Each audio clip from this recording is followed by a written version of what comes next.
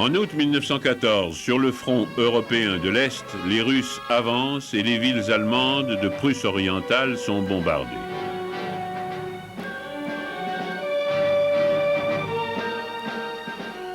Des colonnes de réfugiés allemands qui marchent vers l'ouest encombrent les routes. Erreur du plan Schlieffen, on attendait les Russes qu'après 6 semaines. Or, ils réussissent à attaquer, grâce au chemin de fer stratégique que leur ont construit les Français, 15 jours après la déclaration de la guerre, en bon ordre, sans boire, le tsar ayant interdit formellement la vodka.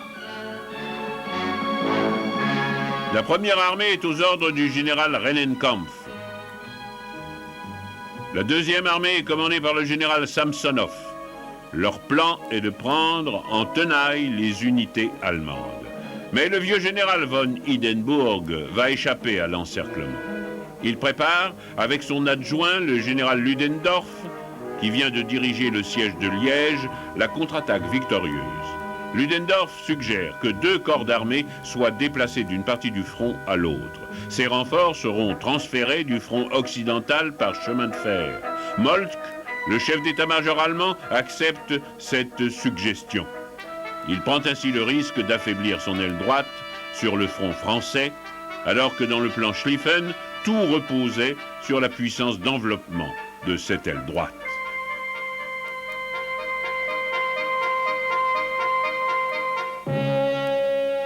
Devant Rennenkampf, Ludendorff ne laisse qu'un mince rideau de cavalerie. Il avance avec toutes ses forces à la rencontre de Samsonov, qui vient du sud. Celui-ci croit qu'il va rencontrer Rennenkampf. Il avance en confiance et tombe dans le piège allemand. Près de la colline boisée de Tannenberg, Hindenburg bat les Russes à plate couture. Samsonov se suicide, alors que 90 000 hommes et 13 généraux cessent le combat. Le rouleau compresseur russe est stoppé, puis il commence à reculer. Le 30 août 1914, les Allemands remportent la première grande victoire de la guerre.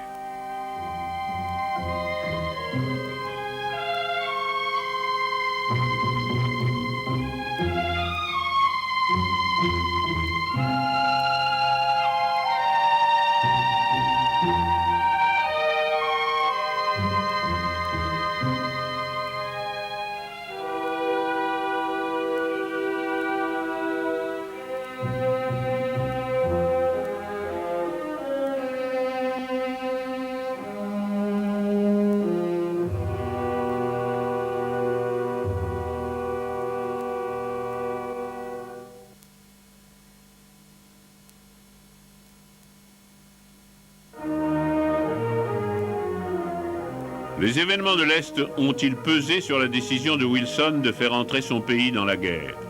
La dernière offensive, celle de Broussilov en 1916, avait saigné à blanc l'armée russe.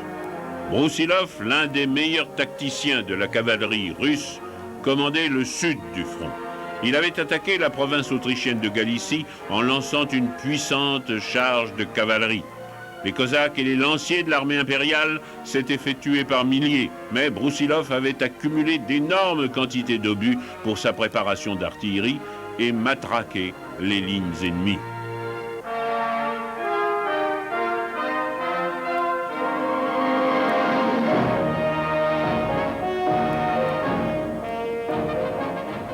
La furie des Russes avait payé. Les défenses autrichiennes étaient percées. Pendant tout l'été, les Russes avaient attaqué sans trêve. L'Autriche était à genoux. La Roumanie, toute proche, s'était ralliée aux Alliés. Les Slaves ou les Tchèques, favorables aux Russes qui servaient dans l'armée autrichienne, s'étaient rendus en masse. Broussilov avait fait 400 000 prisonniers.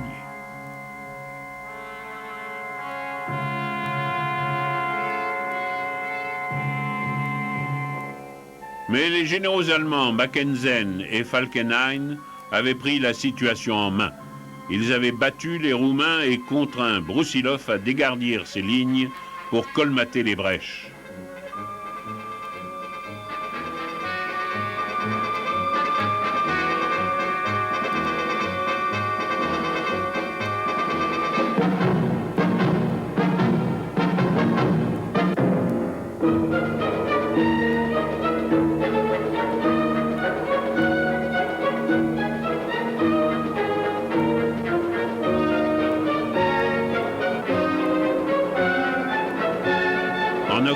Or, l'offensive s'était arrêtée faute de renforts et de vivres.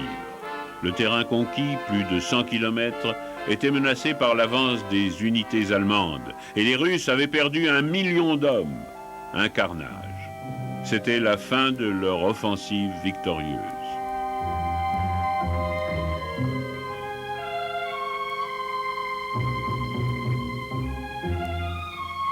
Maintenant, les armées russes se désintégraient ou battaient en retraite dans le plus grand désordre.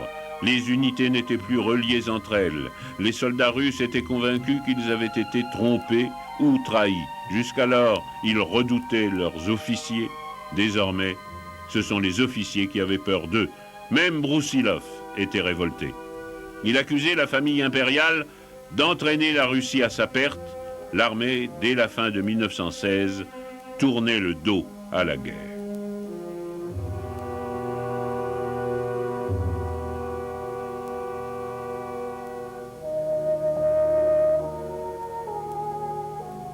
Les routes de la retraite étaient encombrées de réfugiés. La faim, l'épuisement, la peur étaient le lot commun de tous les Russes, au front comme à l'arrière.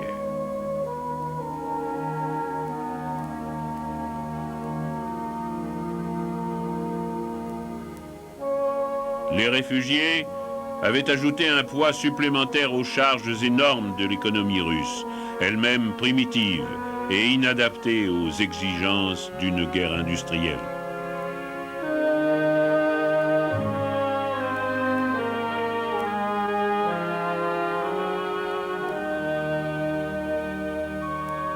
Des réfugiés, des prisonniers de guerre travaillent à la diable dans les fermes.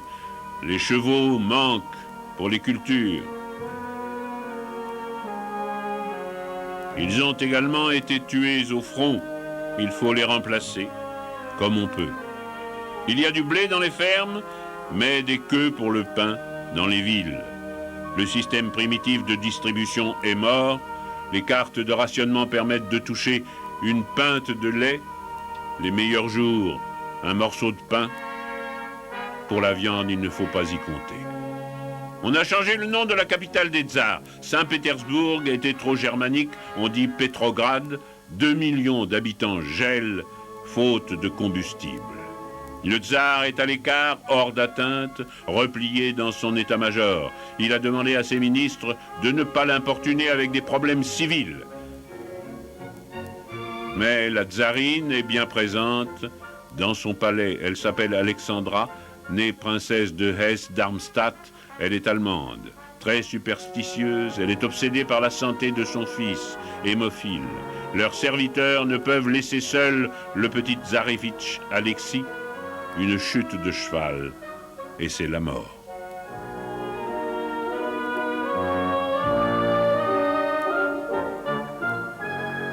Une créature de cauchemar profite de l'inquiétude de la tsarine. C'est un guérisseur venu de Sibérie, un paysan lubrique qui se dit moine, Raspoutine. Il vit au palais impérial et donne son avis sur la promotion des généraux et des ministres, à qui il souffle la politique qu'ils doivent mener. Son boudoir est plein de femmes de la haute société. Le pseudo-moine tire son pouvoir de l'hypnose.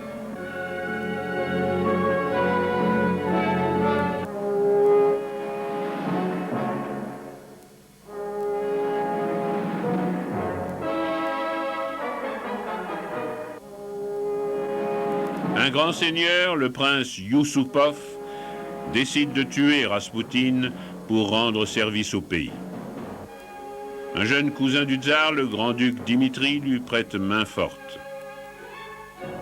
Mais Raspoutine a la vie dure, il boit un verre après l'autre. Dans le vin, on a mis du cyanure, il demande des chants tziganes, on lui tire dessus une fois, 2 fois. Il est sans doute encore vivant quand on le jette dans la Neva. Les assassins deviennent des héros populaires, on les arrête, ils ne sont pas jugés. Abdication.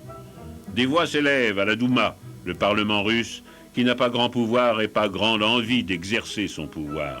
Le gouvernement continue à vilipender Raspoutine, qui, bien que mort, reste étrangement présent. Son ami, le ministre de l'Intérieur, Protopopov, continue à délivrer à la tsarine des messages adressés de l'au-delà par le moine. Sturmer, le Premier ministre, est une autre créature de Raspoutine. Il vient tout juste d'être destitué en tant que traître pro-allemand.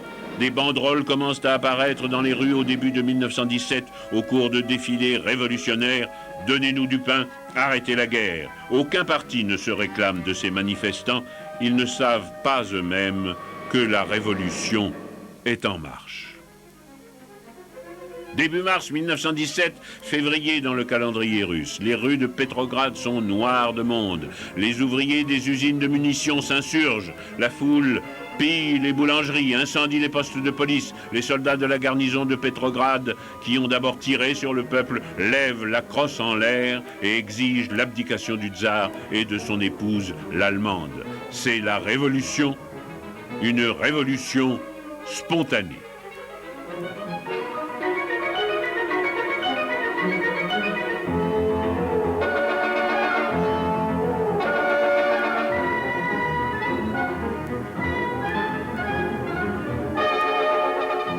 La révolution, les idéalistes, les démocrates, les socialistes, les anarchistes russes en ont rêvé pendant plusieurs décades.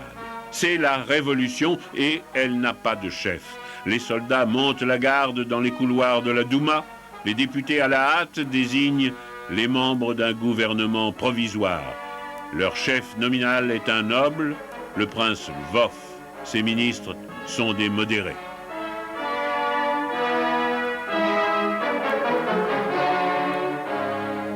Le membre le plus actif de ce gouvernement provisoire est un avocat libéral très ambitieux, Kerensky. À Moscou, comme à Petrograd, les troupes font allégeance au nouveau gouvernement.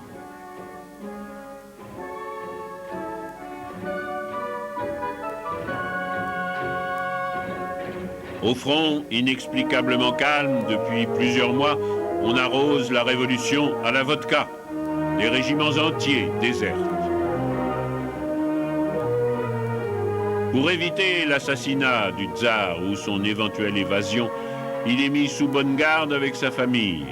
Le 15 mars, il abdique en faveur de son frère, le grand-duc Michel. À la demande pressante de Kerensky, Michel abdique à son tour. La dynastie des Romanov s'est écroulée en quelques heures.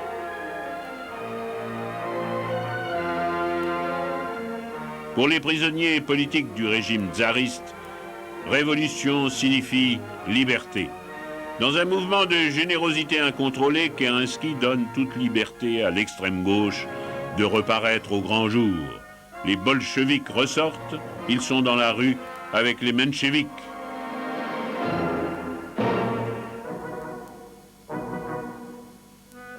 Voici Plekhanov, le fondateur du marxisme en Russie. Zinoviev, qui rentre de 9 ans d'exil en Suisse. Radek, vétéran de la révolution manquée de 1905.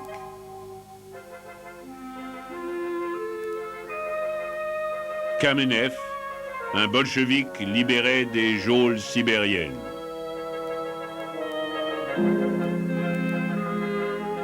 Scriabine, 27 ans, se fait appeler Molotov. Il édite la Pravda, une feuille bolchevique. Joseph Vissarionovitch Djougachvili a 38 ans. Il se fait appeler Staline, l'homme d'acier en russe. Lui aussi revient des camps sibériens. Lev Davidovitch Bronstein, connu sous le nom de Trotsky, était exilé dans le Bronx, à New York. Le plus connu des agitateurs soviétiques, Vladimir Ilitch Ulyanov dit Lénine, est réfugié à Zurich. Il se prépare à rentrer dans son pays. Mais à ce stade, Dieu seul sait comment.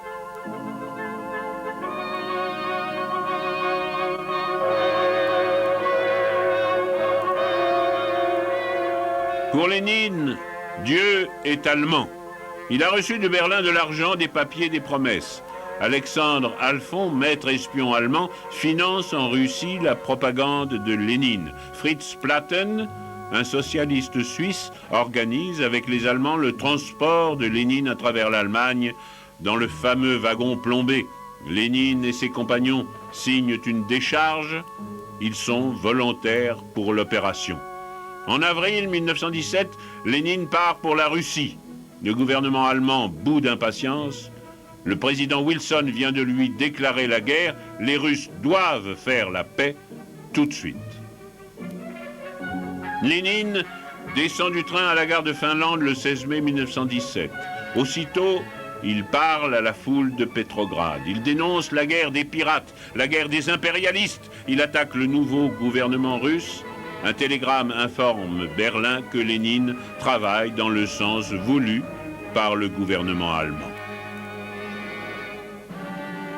Les missions alliées à Pétrograd s'interrogent. La révolution russe leur paraît être une énigme. Jusqu'où ira-t-elle ? Les Alliés sont certes soulagés d'être débarrassés du régime corrompu de Nicolas II, mais ils veulent à tout prix maintenir la Russie dans la guerre. Les États-Unis offrent un crédit de 300 millions de dollars. Le secrétariat d'État américain pèse de tout son poids sur Kerensky. Pas de guerre, pas de crédit.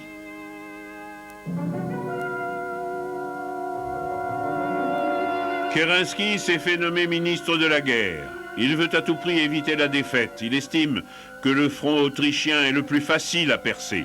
Sur son ordre, le général Broussilov prépare une offensive. En juillet, il rompt les lignes autrichiennes et réalise une avance sérieuse. De nouveau, les canons allemands tonnent et brisent l'assaut. Cette fois, c'en est fini de l'armée russe. Les Allemands ne se soucient plus de garder les prisonniers. Ils les laissent s'enfuir.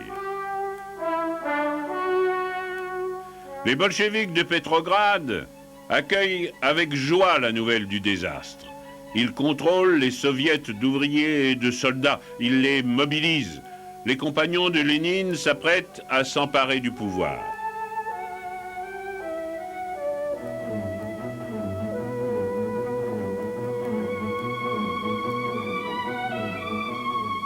Le 17 juillet 1917, ils se manifestent.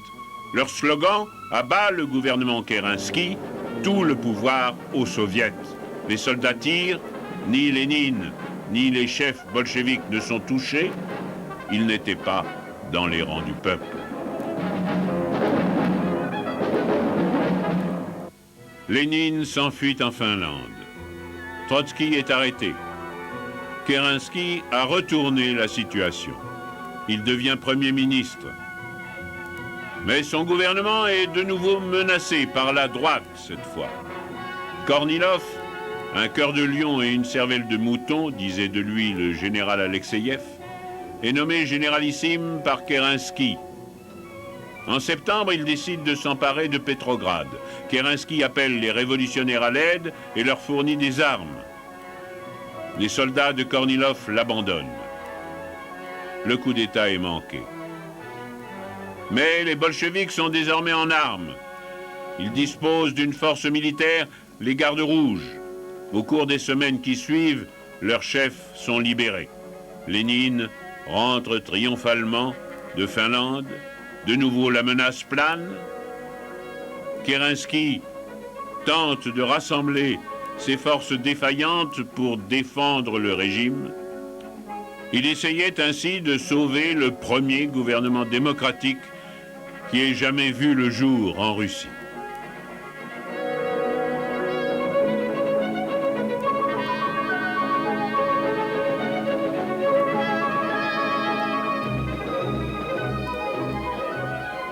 Mais Pétrograd devait subir une deuxième révolution. Le 6 novembre 1917, la révolution est au rendez-vous. Tout semble trop facile. La ville a perdu tout désir de résistance. Les équipes entraînées de bolcheviks s'emparent des points clés. Le télégraphe, la poste, les banques, les gares. Elles ne rencontrent de résistance qu'au palais d'hiver. Les gardes rouges s'emparent rapidement des ministres.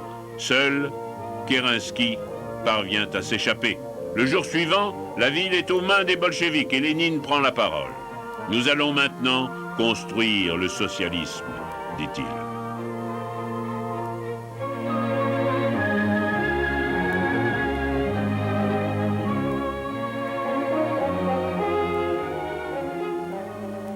Puis il proclame « La Russie va maintenant faire la paix immédiate ». Et il dénonce tous les traités conclus avec les Alliés.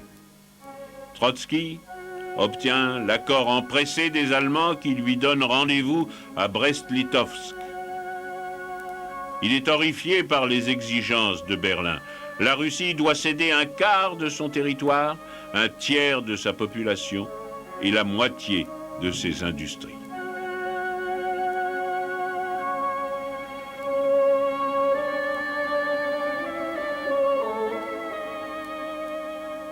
Les Russes cherchent à gagner du temps, ils ne signent pas tout de suite. Mais les armées allemandes s'ébranlent vers Petrograd. Ils sont alors contraints de signer. Au moment où les États-Unis entrent dans la guerre, la Russie s'en retire. Sans les Russes, les Alliés ne pouvaient tenir contre une armée allemande renforcée de ses divisions de l'Est. L'arrivée de troupes américaines va le leur permettre.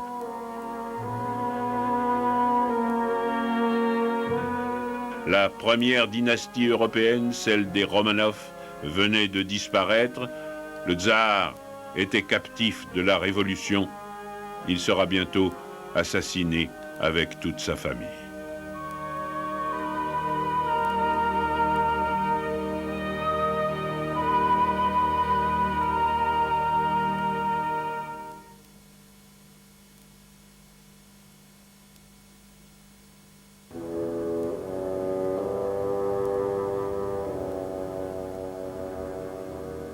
Il y a toujours des soldats américains en armes dans la Russie communiste quand Wilson signe le traité de Versailles en 1919.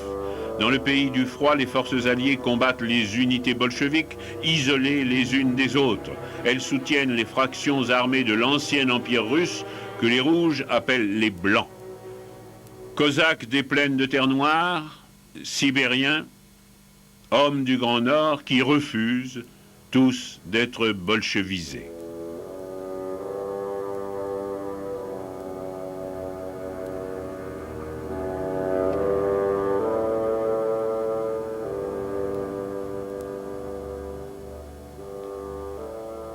Les sentinelles alliées montent la garde. Les Anglais gardent Arkhangelsk, les Français Odessa, les Américains Vladivostok, 3 entrées de l'ancien empire. Au Kremlin, en 1918, le pouvoir est entre les mains des révolutionnaires. Le parti que l'on appelle désormais communiste et non plus bolchevique domine. Sa nouvelle capitale est Moscou. Étrange gouvernement. Un officier allemand est installé dans chaque ministère. Les troupes allemandes occupent en effet une grande partie du pays. La Russie est sortie de la guerre. Son chef Lénine a choisi l'Allemagne et sa paix léonine, sa paix de vainqueur. Il a repoussé les offres du président Wilson. Il a préféré jouer la carte allemande.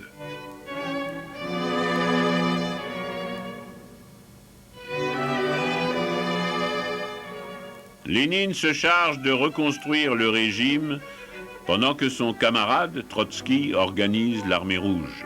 Rude tâche que de reprendre en main l'ancienne armée du tsar, de la remodeler, de l'endoctriner, de lui trouver d'autres chefs que les officiers blancs qui, depuis 1917, ont perdu leurs épaulettes. Le rôle de l'armée rouge est d'être d'abord une super police politique, apte à aider à la restauration de l'État russe et capable de reprendre un jour aux Allemands les territoires perdus. L'armée rouge se met sur pied.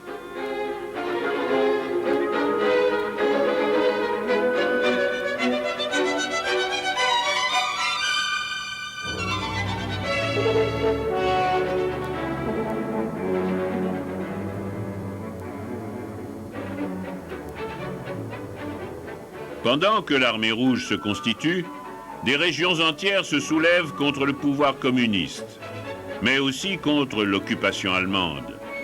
Une armée de Cosaques tient les rives du Don. Elle est commandée par le général Dénikine.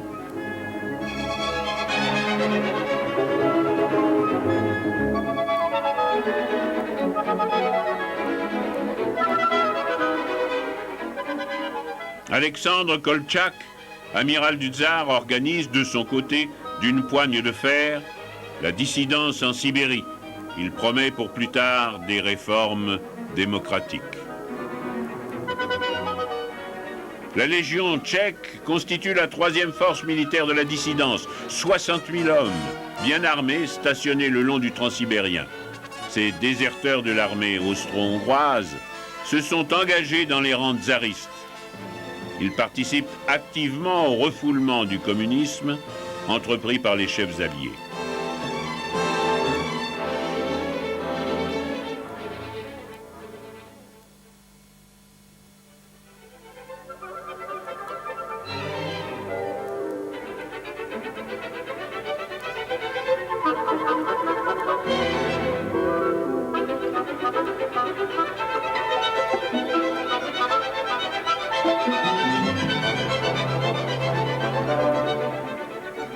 La Légion tchèque attire tous les groupes d'opposition qui ne supportent ni les bolcheviks ni les Allemands. Elle progresse vers l'est, le long du Transsibérien en direction du port de Vladivostok. Quelques Tchèques y ont déjà pris position, mais les bolcheviks et les Allemands sont en mesure de couper la voie ferrée et de s'opposer au passage du gros de la troupe. 40 000 Tchèques sont ainsi harcelés par l'armée rouge et soutenus par les Alliés qui veulent à tout prix les récupérer.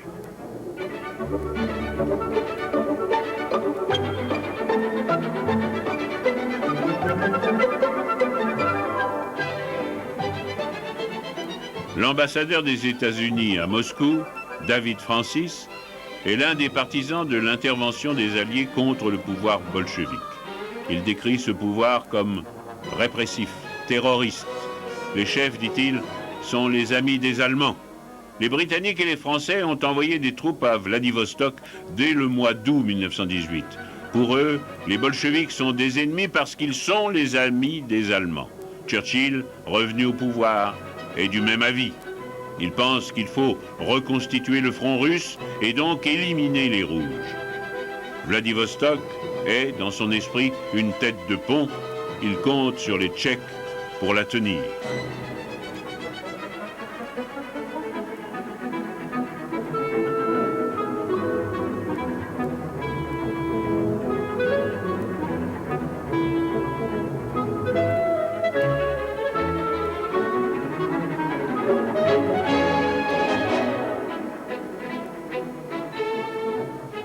Churchill compte aussi sur le Japon, allié de l'Angleterre et vainqueur des Russes en 1905. Tokyo ne se le fait pas dire deux fois, 70 000 soldats japonais sont aussitôt expédiés à Vladivostok.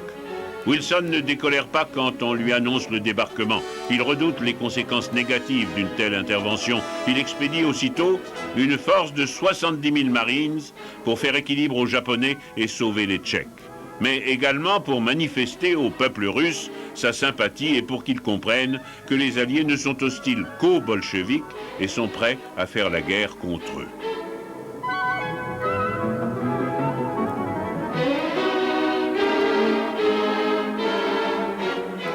Voilà donc les Américains engagés en Russie. Vladivostok est-elle une tête de pont ou une zone refuge?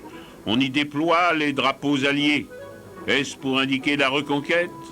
En fait, les Alliés n'ont pas d'objectif commun. Les Italiens, les Chinois, les Tchèques, les Russes mènent le même combat. Mais les Chinois et les Japonais se détestent. Les Italiens surgissent pour participer au partage de la province. Les Français et les Anglais veulent marcher vers Moscou, mais le général américain Graves est plus que réticent. Washington l'a averti, vous marchez sur des œufs bourrés de dynamite. Bloody Vladi, rouge et sanglante Vladivostok, disent les Marines. Ils ont une tenue spéciale pour l'hiver. Leur mission, garder les entrepôts, tenir le Transsibérien. 800 000 tonnes de surplus alliés rouillent et pourrissent dans les entrepôts. De l'équipement jadis expédié à l'allié russe.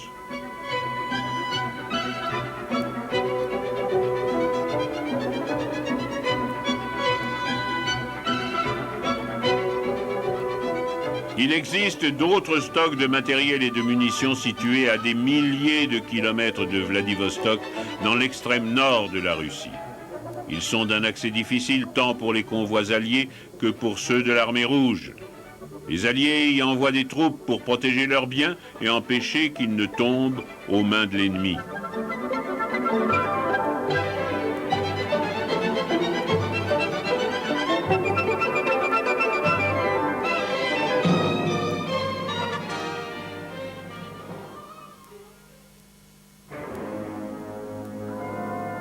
Deux ports du Grand Nord sont occupés par les Alliés, Mourmansk et Arkhangelsk. Les soviets protestent contre cette occupation. Les agents britanniques ont su créer sur place un climat d'hostilité aux communistes. Et les soldats du roi George sont accueillis en libérateurs. Des Russes modérés sont maîtres du pouvoir local.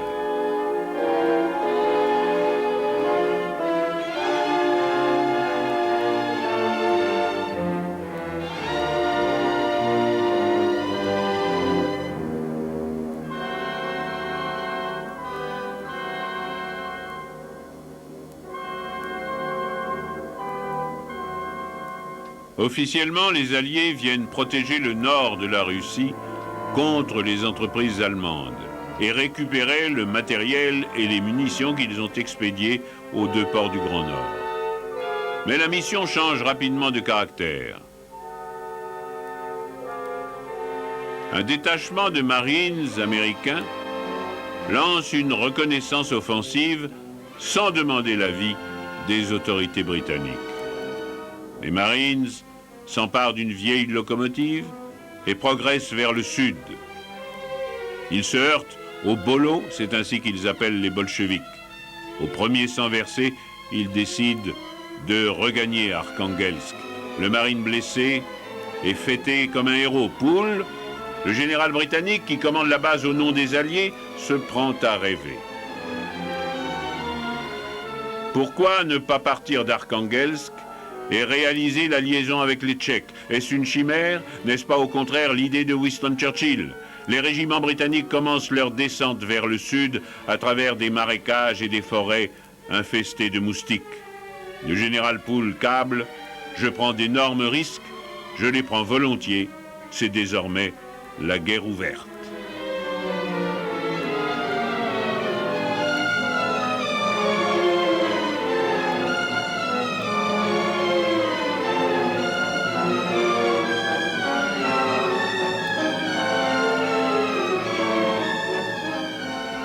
L'infanterie américaine débarque à Arkhangelsk le 4 septembre 1918, 2 mois avant l'armistice. 3 bataillons avec des unités du génie et des médecins. Au total, 5000 hommes recrutés très récemment dans les communautés polonaises de Détroit et de Milwaukee. Les Polonais croyaient qu'on les envoyait comme les autres Américains dans les tranchées françaises. Ils furent surpris de se retrouver dans le Grand Nord. Un bataillon resta sur place pour garder les entrepôts militaires. Les 2 autres, sur ordre de Wilson, quittèrent le port.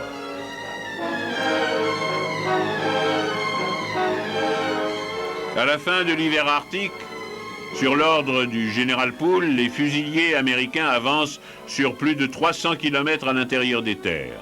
Francis, l'ambassadeur américain, soutient l'entreprise.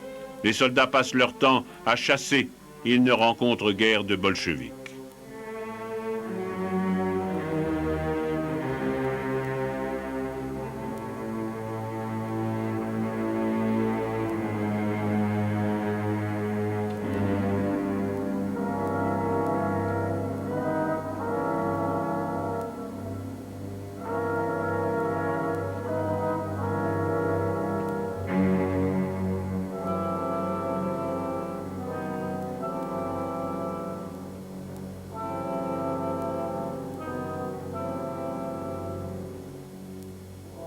Le 11 novembre 1918, 200 Américains étaient cependant engagés dans un combat contre une colonne de l'armée rouge. Ils avaient fini par se rencontrer.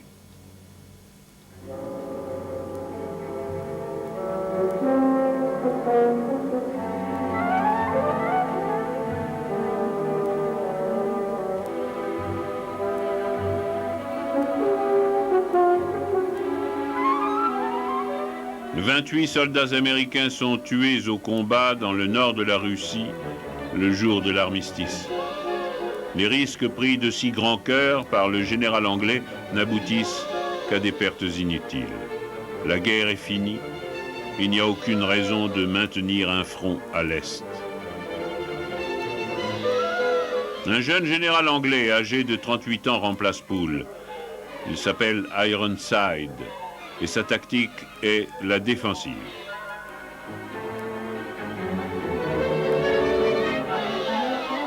Il creuse des tranchées et attend les événements avec calme.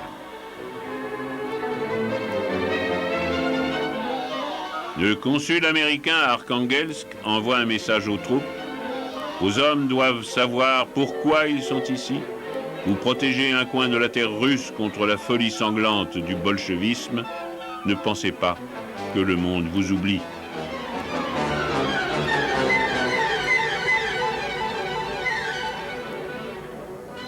L'armistice avec l'Allemagne, à peine signé, les Alliés décident de combattre les communistes et de soutenir l'amiral Koltchak en Sibérie. Ce dernier a mis sur pied une force militaire importante. L'amiral est intraitable avec ses soldats et sa discipline évoque les méthodes les plus dures de l'armée tsariste. Mais il est reconnu par les Alliés. Lloyd George et Wilson manifestent cependant une certaine réticence à s'engager à fond dans la cause de Koltchak qui veut renverser le régime communiste.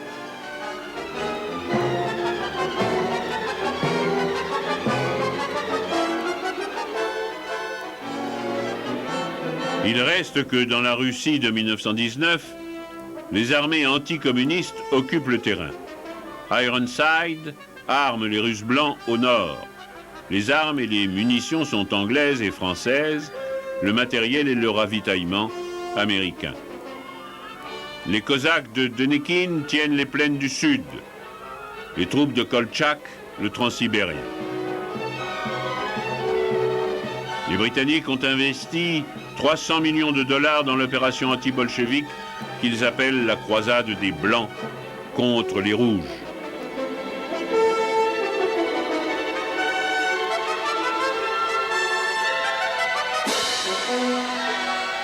La Russie est devenue une nation de réfugiés menacée en permanence par plusieurs bandes armées. Une guerre sans merci, dit Churchill.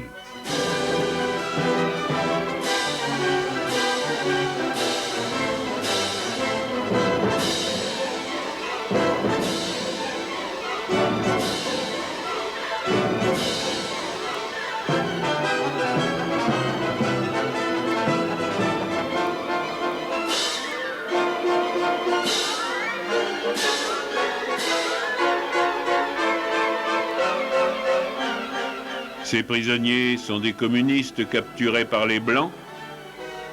Le même sort attend d'autres prisonniers,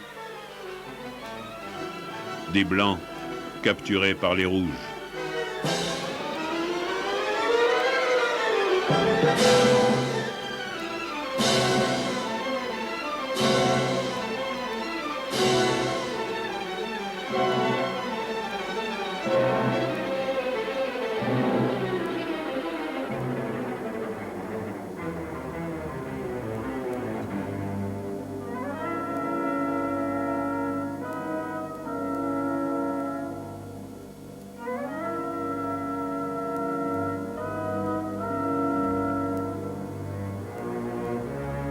Famine, tuerie, confusion, ruine, horreur. Ainsi Lloyd George évoque-t-il la Russie d'après la guerre.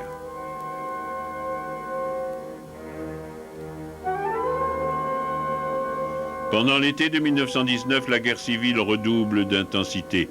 Les Alliés commencent à se retirer. ils ne veulent pas payer plus cher leur intervention en Russie. 200 Américains y ont déjà laissé la vie.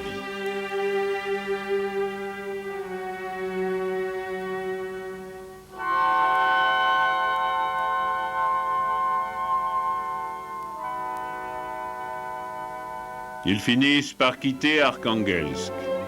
Un lieutenant écrit alors à sa famille « Pas un soldat ne savait, même vaguement, pourquoi il avait combattu ici, ce qu'il faisait maintenant, ni pourquoi il laissait certains de ses camarades dormir là-bas, sous les croix de bois. »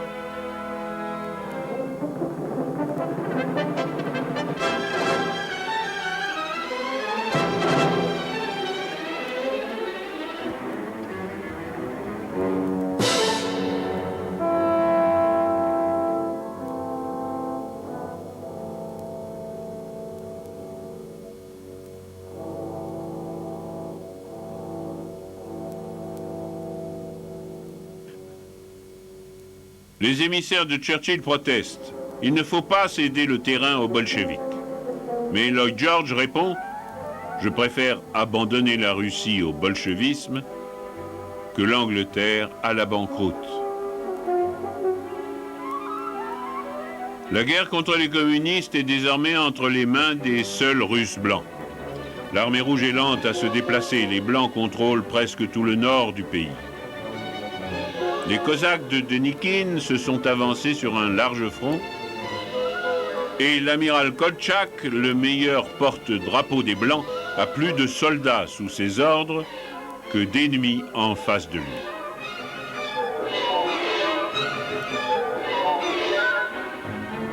Les communistes voient depuis Moscou le territoire leur échapper.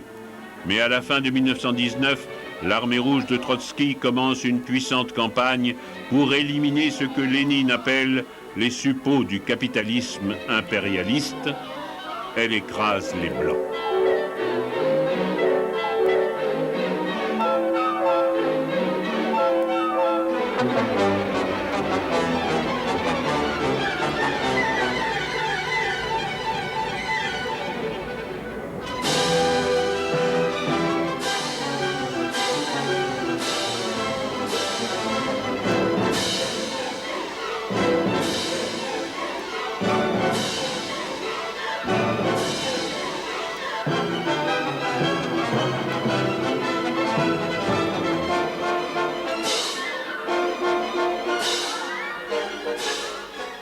L'armée rouge compte 5 millions de combattants pendant le rude hiver de 1919-1920. Elle repousse d'abord Koltchak en Sibérie. Son armée se désintègre. Les soldats s'écartent d'un chef trop dur. Il est trahi, capturé et exécuté d'un coup de pistolet dans la nuque. Les autres forces blanches sont également défaites.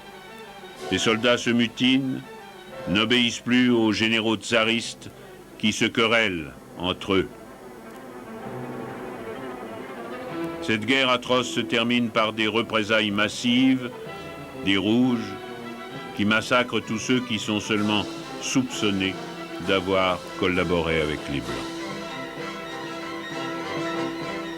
La révolution bolchevique est la postface d'une guerre civile européenne où les Américains ont tenté d'introduire in extremis l'ordre de la raison et du droit. Il était bien tard. Le mal était fait. Rien ne pouvait plus sauver la Russie du pouvoir bolchevique qui s'installait dans la terreur. Les gardes rouges avaient éliminé dans le sang toute velléité d'opposition. Les Blancs étaient battus. Le tsar et sa famille exécutés. La Russie est rouge pour de longues années.